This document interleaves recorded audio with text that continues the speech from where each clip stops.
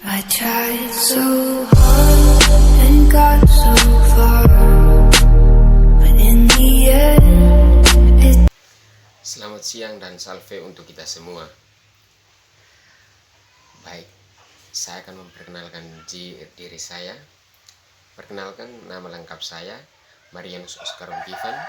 Biasa saya dipanggil dengan nama Oscar. Saya jurusan Pendidikan Sejarah Universitas Nusa Cendana. Saya semester 3 saat ini. Pada kesempatan ini, saya akan menjelaskan sebuah aplikasi pembelajaran dalam materi program studi saya, yaitu Teknologi Pembelajaran Sejarah. Aplikasi yang saya gunakan yaitu Microsoft Office PowerPoint. Dalam Microsoft Office PowerPoint yang akan saya bahas terdiri dari persiapan, 2 yaitu langkah-langkah membuat media pembelajaran dengan Microsoft Office PowerPoint. Yang ketiga yaitu teknik kegunaan dalam Microsoft PowerPoint. Yang keempat yaitu kelebihan dan kekurangan menggunakan Microsoft Office PowerPoint. Yang terakhir yaitu indikator dalam menggunakan media PowerPoint. Sebelum saya masuk pada langkah-langkah dalam menjelaskan aplikasi Microsoft Office PowerPoint, saya akan memberikan penjelasan sedikit tentang aplikasi Microsoft Office PowerPoint. Menurut media PowerPoint, Microsoft Office PowerPoint merupakan suatu software yang akan membantu dan menyusun sebuah presentasi yang efektif, profesional, dan juga mudah. PowerPoint akan membantu sebuah gagasan menjadi lebih menarik dan jelas tujuannya. Jika dipresentasikan, karena PowerPoint akan membantu dalam membuat slide, outline presentasi elektronika, menampilkan slide yang dinamis, yang menarik, yang semua itu mudah ditampilkan di layar monitor komputer. Beberapa macam media pembelajaran yang ada pada dasarnya merupakan suatu sarana atau alat bantu untuk menyampaikan pesan ataupun informasi agar dapat diterima dengan baik, bahkan bisa lebih menarik. Pemilihan media pembelajaran yang tepat akan sangat berpengaruh dalam mewujudkan tercapainya tujuan pembelajaran secara lebih optimal. Berdasarkan pengertian Microsoft PowerPoint yang saya jelaskan tadi, seorang ahli menyimpulkan bahwa Microsoft Office PowerPoint adalah perangkat lunak yang merupakan salah satu aplikasi dari Microsoft Office. Pada pembelajaran, perangkat lunak tersebut digunakan untuk memperkenalkan atau menjelaskan materi pembelajaran yang berfungsi untuk menarik perhatian siswa agar semangat dan berminat untuk mengikuti pelajaran. Tetapi guru harus pintar memilih materi mana yang cocok untuk dipresentasikan, karena mungkin tidak semua materi cocok untuk dipresentasikan menggunakan Microsoft Office PowerPoint. Yang pertama adalah persiapan. Persiapan itu yang pertama tentukan topik materi yang akan dipersiapkan. Jadi sebelum kita menggunakan Microsoft Office PowerPoint, jadi kita tentukan sebuah topik materi yang sebentar kita akan gunakan presentasi untuk ditunjukkan di monitor komputer. Yang kedua, persempit materi menjadi beberapa pemikiran utama, yaitu kita simpulkan saja materi secara keseluruhannya. Ketiga, buatlah kerangka utama materi yang akan dipresentasikan, yaitu kita membuat berbagai diagram atau kita menentukan kerangka-kerangka utama materi dengan semenarik mungkin. Oke, baik. Yang kedua yaitu langkah-langkah dalam menggunakan media pembelajaran dengan Microsoft PowerPoint. Yang pertama, bukalah program Microsoft PowerPoint di komputer Anda. Ya, inilah Microsoft PowerPoint di komputer saya. Yang ini kita buka ya. Nah, setelah itu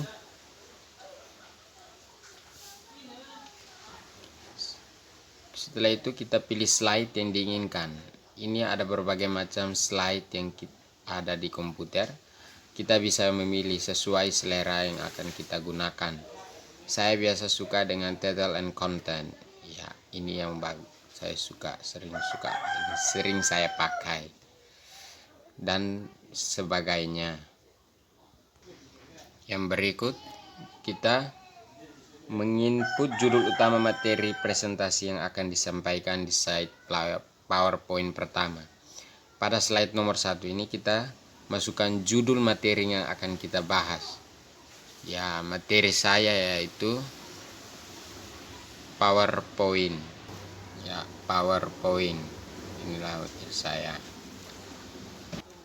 Selanjutnya di slide kedua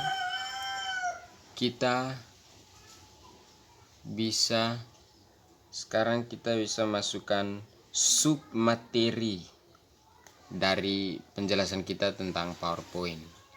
Yang sub materinya yaitu terdiri dari pengertian PowerPoint, keunggulan, persiapan, kekurangan, dan sebagainya.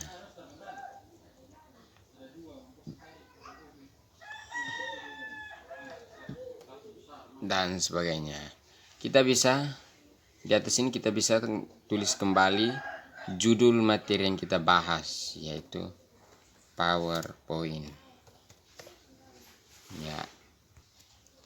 Ya, ini adalah sub materi dari judul kita yaitu tentang PowerPoint.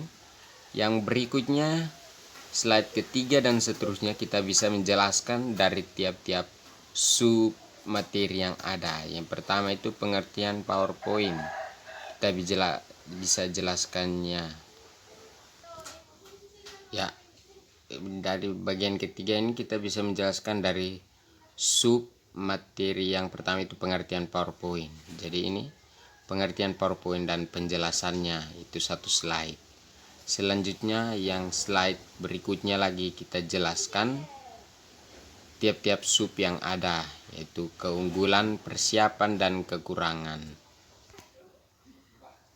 Ya, baik. Selanjutnya kita menjelaskan tentang sub-sub materi yang ada, yaitu keunggulan, persiapan, kekurangan, dan seterusnya. Ya, ini seperti pengertian. Yang berikutnya keunggulan, yang berikutnya persiapan, selanjutnya kekurangan. Ya, ini tiap slide dengan tiap sub materi. Selanjutnya kita dapat menggunakan atau memanfaatkan gambar sederhana yang ada pada shapes yang telah tersedia pada menu insert. Ya, inilah menu insert. Kita pilih pada shapes. Ya, ini ada berbagai ukuran atau bentuk. Kita bisa memilih salah satu seperti ini, horizontal scroll. Kita bisa mengeditnya di bawah sini. Lalu kita pindahkan judul ini ke bawah sini. Lalu kita menghapusnya. Setelah ini kita besarkan kembali.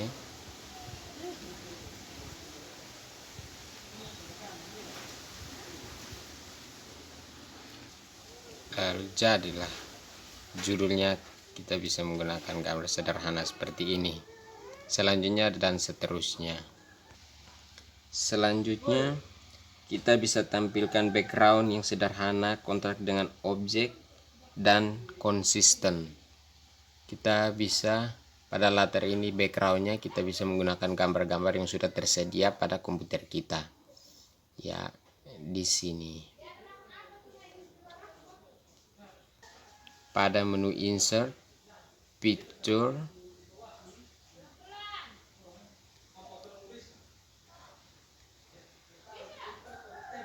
lalu background yang telah kita sediakan, contohnya seperti ini ya. Kita besarkan ya, dia sudah bisa menjadi latar background dalam materi kita, teman-teman. Jadinya seperti ini latarnya dan kata-kata atau materi yang ada.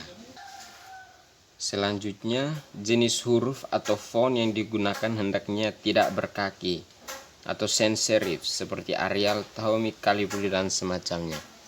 Ya, kita bisa mengganti ini dengan yang tidak berkaki seperti huruf Arial. Ya, di sini berbagai huruf yang ada, ini Arial. Ya, kita bisa mengubahnya huruf Arial di sini. Ya, seperti ini. Ini huruf yang tidak berkaki. Dan kita harus hindari menggunakan huruf berkaki serif seperti Times New Roman, Contour, Color, dan jenis huruf rumit seperti Forge, Algerian, dan sebagainya. Jenis huruf hendaknya yang konsisten. Jadi kita tidak boleh menggunakan huruf-huruf yang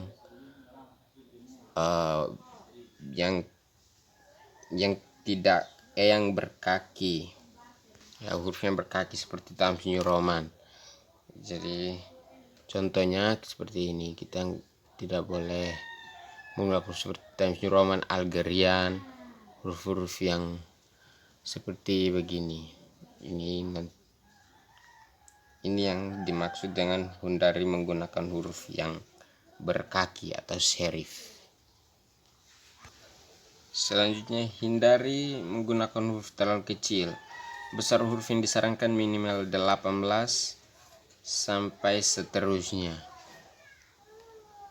Jadi ini huruf sudah pas ya. Ini 18 sampai seterusnya. Ini huruf 32. Jadi ini huruf sudah pas, tidak boleh menggunakan huruf di bawah 18 seperti 16, 19 dan seterusnya karena terlalu kecil, karena nanti sulit untuk kita bisa mengerti ya huruf besar seperti ini.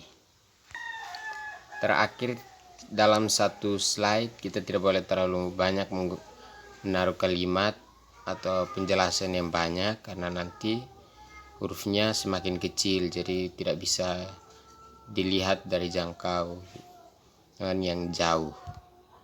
Baik, sekian. Ketiga adalah teknik presentasi. Dalam teknik presentasi yang terdiri dari 1. Buat suasana yang santai dan rileks untuk pendengaranmu, misalnya dengan guyonan yang relevan atau sambil perhatikan mereka dengan bahasa tubuh atau peristiwa yang dramatik. Yang kedua, gunakan kata ganti personal, misalnya kita, dalam memberikan presentasi. Yang ketiga, lakukan kontak mata dengan pendengar. Jadi kita harus melihat mata-mata para siswa agar mereka juga bisa konsen dengan materi yang kita bawakan. Yang keempat, presentasikan topik kamu dengan menggunakan suara yang ramah atau akrab, tapi beri variasi sebagai penekanan pada beberapa kata, supaya para siswa bisa lebih mengerti materi yang kita bawakan. Yang kelima, gunakan kata atau kalimat transisi yang memberitahukan pendengar bahwa kamu akan menuju ke pemikiran yang lain. Yang keenam, berilah pertanyaan-pertanyaan kepada pendengar untuk melibatkan mereka.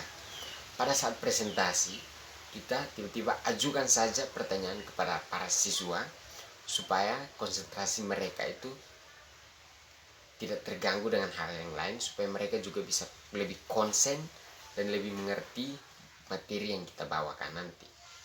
Yang ketujuh, ambil kesimpulan sesuai dengan pemikiran atau argumentasi yang sudah dipresentasikan. Jadi kita simpulkan materi-materi yang kita sudah bawakan tadi, dan kita membuat kesimpulan itu sebenarnya mungkin supaya para siswa kita lebih mengerti materi yang kita bawakan.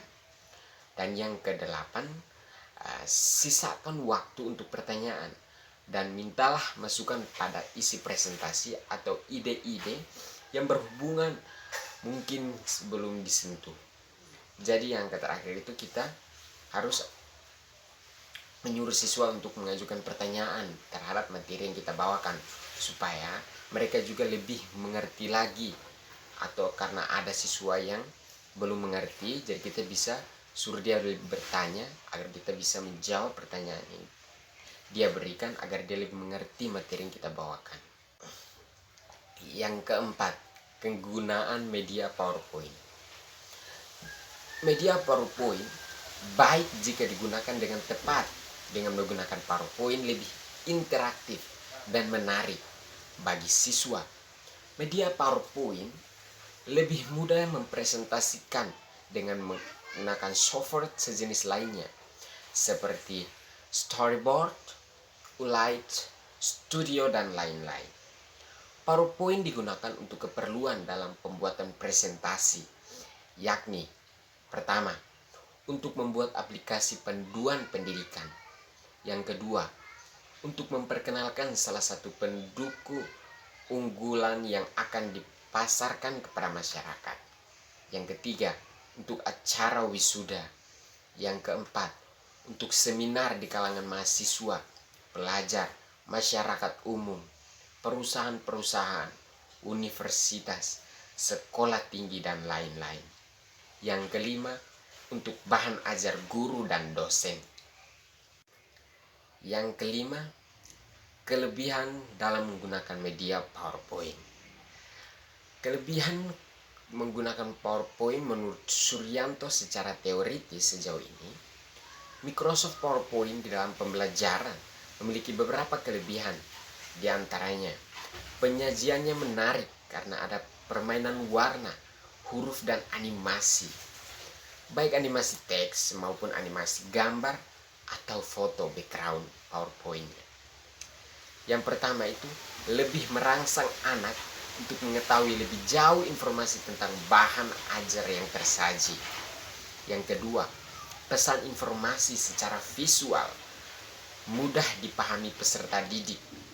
Yang ketiga, guru tidak perlu banyak menerangkan bahan ajar yang sedang disajikan. Yang keempat, dapat diperbanyak sesuai kebutuhan dan dapat dipakai secara berulang-ulang.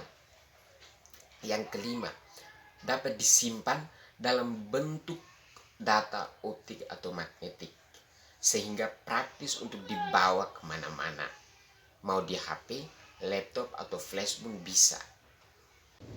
Berikut yang keenam, kekurangan dalam menggunakan media PowerPoint. Yang pertama, harus ada persiapan yang cukup menyita waktu dan tenaga dalam pembuatan media PowerPoint. Yang kedua, jika layar monitor yang digunakan terlalu kecil, 14 derajat sampai 15 derajat, maka kemungkinan besar siswa yang duduk jauh dari monitor kesulitan melihat sajian bahan ajar yang ditayangkan di PC tersebut. Yang ketiga, para guru harus memiliki cukup kemampuan untuk mengoperasikan program PowerPoint agar pada saat mempresentasikan tidak sulit.